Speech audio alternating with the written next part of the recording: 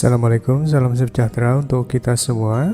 Izinkan kali ini saya menyampaikan beberapa hal terkait Designing Maker-Based Instruction. Kali ini ada 5 hal yang saya sampaikan di sini. Pertama, pendahuluan, values, prinsip universal, situational principles, dan yang terakhir sintesa. Yang pertama, pendahuluan, kita akan menyampaikan beberapa hal tentang definisi dan hal-hal mendasar dalam maker-based instruction. Definisi making atau membuat. Sifat membuat atau making ini mencakup proses transdisipliner yang menggabungkan metode digital dan analog. Pembuatan sebagaimana didefinisikan dalam bab ini merujuk pada praktik yang terletak di persimpangan seni, desain, teknik, dan kerajinan tradisional yang menghasilkan objek fisik. Gerakan membuat merujuk pada komunitas yang lebih luas yang telah terbentuk dari praktek-praktek ini dan mencerminkan serangkaian tujuan dan nilai bersama yang memungkinkan individu untuk menghasilkan objek melalui pengetahuan dan teknologi open source. Membuat dan belajar. Ada 3 landasan dalam hal membuat dan belajar. Yang pertama yang disampaikan oleh Joy, bahwa dalam konteks budaya pembuat, pembelajar dapat dianggap sebagai proses pengalaman dan estetika. Sementara Vygotsky menyampaikan bahwa belajar merupakan proses yang terletak secara sosial, di mana pelajar mencapai pengetahuan dalam zona perkembangan proksimal. Kita kenal zona perkembangan proksimal sebagai perkembangan psikologis terdekat dan paling langsung dari peserta didik yang mencakup berbagai proses psikologis, emosional, kognitif, dan kemauan mereka. Selain itu, pembelajaran dapat sering dilibatkan melalui proses berbasis masalah dan berbasis proyek melalui teknologi digital kolaboratif sebagai sistem aktivitas yang terlihat dalam teori situated cognition.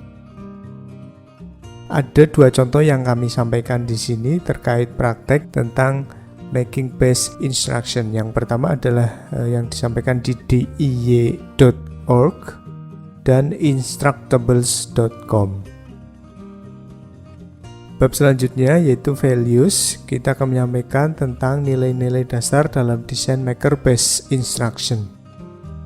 Ada 3 nilai dasar dalam desain maker-based instruction. Yang pertama adalah learning through doing, yaitu pengetahuan merupakan informasi yang harus disampaikan dan merupakan pengalaman yang diperoleh melalui interaksi dengan dunia, orang, dan benda. Situated within a community menekankan bahwa interaksi dengan material, rekan, dan para pakar merupakan cara aktif membangun pengalaman. Hal ini mengacu pada kerangka sosiokultural untuk mengedepankan nilai otentik dan pembangunan pengetahuan yang didorong oleh minat yang dapat dibina di dalam masyarakat. Yang ketiga, active and self-directed. Joy dengan jelas menekankan bahwa pengendalian diri tidak dipupuk oleh ketiadaan guru atau kontrol lain, melainkan dengan memberikan kebebasan kepada pelajar untuk mengejar apa yang secara intrinsik bermanfaat bagi dirinya dalam lingkungan yang terbimbing. Yang ketiga ada prinsip universal. Di sini serangkaian prinsip mendasar dalam menerapkan praktik desain maker-based instruction. Prinsip universal ada 7. Yang pertama, identifikasi titik awal, yaitu memprioritaskan minat dan pengarahan diri peserta didik. Yang kedua, menyediakan alat, bahan, dan sumber daya untuk mendukung aktivitas yang akan dibangun bersama.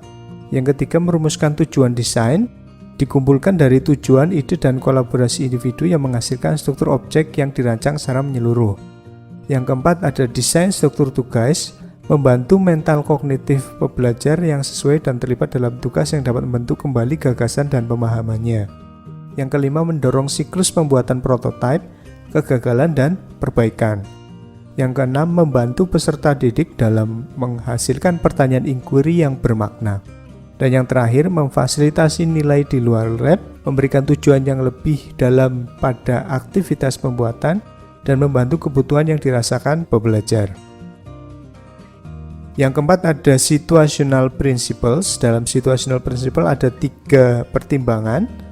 Yang pertama adalah dedicate space, yaitu ketika ruang dan pendanaan tersedia dimungkinkan untuk membuat makerspace khusus, di mana lokasi pembelajaran bersifat tetap, tempat penyimpanan, alat dan perlengkapan mudah diakses, ventilasi dan lingkungan yang bersih dan sehat untuk dilaksanakan proses pembelajaran.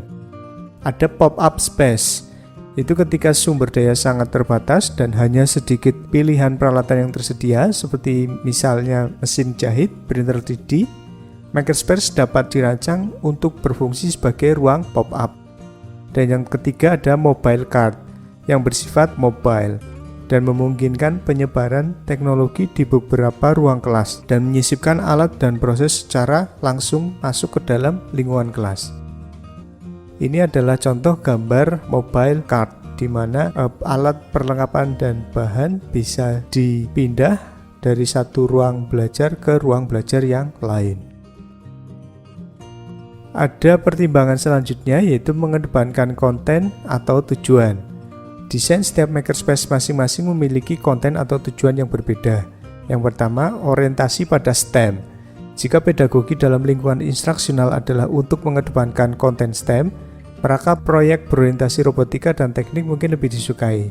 Dalam kasus seperti itu, pemotongan laser, printer 3D, dan stasiun penyelenggaraan menjadi penting untuk fabrikasi struktur fisik yang direkayasa secara efisien.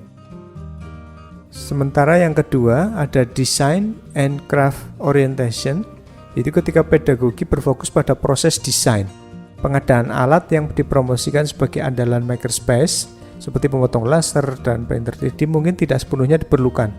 Ini khususnya terjadi ketika proyek terbentuk integrasi antara teknologi tinggi dan teknologi rendah. Hal yang perlu diperhatikan selanjutnya adalah memberikan bimbingan pada pembelajar. Setidaknya ada dua dimensi di mana seorang fasilitator harus memberikan bimbingan terkait tentang pertama, use of materials and tools. Panduan untuk alat dan bahan sangatlah penting untuk memastikan ketepatan dan hasil yang lebih halus dan konteks yang lebih aman. Yang kedua, bimbingan tentang kaitan atau hubungan antara kegiatan pembuatan dan konten pembelajaran. Instruktur juga ingin mempertimbangkan keterlibatan produktif dengan konten. Dalam beberapa kasus, instruktur mungkin ingin mendorong refleksi dalam siklus desain dan membantu siswa untuk memikirkan desain mereka sendiri. Keputusan tentang kapan harus memperlakukan bentuk bimbingan ini disesuaikan dengan fasilitas dan situasi pelajar dalam siklus desain yang dilalui. Yang kelima, ada sintesa Huang dan Reclus. Di sini saya menyampaikan gagasan penerapan learning space design yang menunjang maker-based instruction. Di Purbalingga terdapat kesenian tradisional khas yang ditetapkan sebagai warisan budaya tak benda tingkat nasional oleh pemerintah pusat, yaitu wayang suket. Dengan begitu, pemerintah bersama masyarakat Purbalingga berkewajiban untuk menjaga wayang suket agar tetap hidup di tengah peradaban yang semakin maju. Wayang suket mulanya dibuat oleh Mbah Kepuk, disinyalir di tahun 1905 dengan bahan suket kasuran. Saat ini hanya cucunya yang bernama Badrianto yang mewarisi keterampilan membuat wayang suket tersebut. Ada 5 museum di Indonesia yang sudah menerapkan virtual tour yang memungkinkan pengunjung untuk bisa mengunjungi museum dan melihat koleksi-koleksi yang terdapat di dalam museum tersebut melalui lingkungan virtual. Di antaranya adalah Museum Nasional Indonesia, Museum Kebangkitan Nasional, Museum Sumpah Pemuda, Museum Bank Indonesia, dan Museum Tekstil Indonesia. Tur virtual merupakan simulasi dari lokasi yang ada, biasanya terdiri dari urutan video atau gambar foto, mungkin juga menggunakan elemen multimedia lain seperti efek suara, musik, narasi, dan teks. Mengacu pada prinsip utama Smart Learning Environment yang disampaikan oleh Huang, bahwa yang pertama, Smart Learning Environment diharapkan dapat mengintegrasikan lingkungan fisik dan lingkungan virtual, dan mendukung layanan belajar yang lebih baik sesuai dengan karakteristik individu. Smart Learning Environment mensyaratkan bahwa lingkungan belajar harus mendukung pembelajaran di kampus dan di luar kampus, pembelajaran formal dan pembelajaran informal. Sementara prinsip utama Maker-Based Instruction dalam buku Reclus ada 3 yang sudah kita bahas di awal tadi. Yang pertama bahwa learning through doing, situated within a community, dan active and self-directed. Bagaimana jika Maker-Based Instruction melalui museum virtual tour sebagai Smart Learning Environment? Tujuan instruksional pengunjung museum memiliki pengetahuan dan keterampilan membuat kerajinan karakter wayang berbahan suket. Virtual tour membuat lokasi, konten, deskripsi teks, dan video tentang apa dan bagaimana cara membuat wayang suket. Museum menyediakan bahan pembuatan wayang suket jika pengunjung membutuhkan. Pengadaan bahan bekerjasama dengan komunitas pengrajin lokal. Yang ketiga, pengunjung bebas menentukan ukuran, tingkat kerumitan, dan karakter wayang yang hendak dibuat. Virtual Tours memungkinkan pengunjung bergabung dalam grup links yang tertera di dalamnya, yaitu grup Telegram, guna proses bimbingan lanjutan. Dan yang terakhir, bukti hasil karya pengunjung dapat diunggah dan mendapatkan badge atau sertifikat pembuat wayang suket yang diterbitkan oleh museum. Ini adalah contoh gunungan dari wayang suket. Wayang suket bisa dibuat dengan berbagai macam ukuran dan display di tempat-tempat yang menarik. Demikian paparan saya kali ini, mudah-mudahan saya mendapatkan arahan dan bimbingan lebih lanjut. Atas saran dan masukannya kami sampaikan terima kasih. Assalamualaikum warahmatullahi wabarakatuh.